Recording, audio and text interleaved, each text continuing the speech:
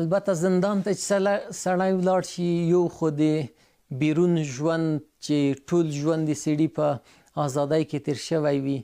د بیرون خلکو حالات هم د هغلته تلیفون بعضې وخت ډېره زمینه ورته مساعده وه، نو د بیرون د حالاتو نه هم ډېر سړی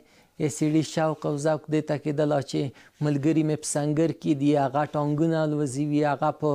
ښو کارو باندې مصروفه دي، کاشکې موږ هم په بیرون وای. او د زندان د بدو خاطرو نه چې تر اوسه پورې ډېر سخت پې ځورېږم چې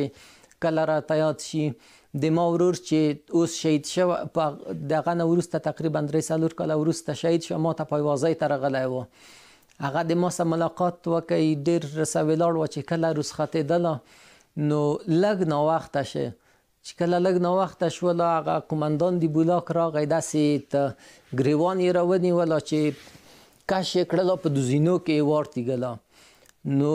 هغه صحنه چې کله ما ته اوس رایادېږي یا وروسته په زندان کې ما ته رایادېدله او د شهادت نه وروسته راته یادېدله، ډېر سخت یې ځورولمه. نو هغه په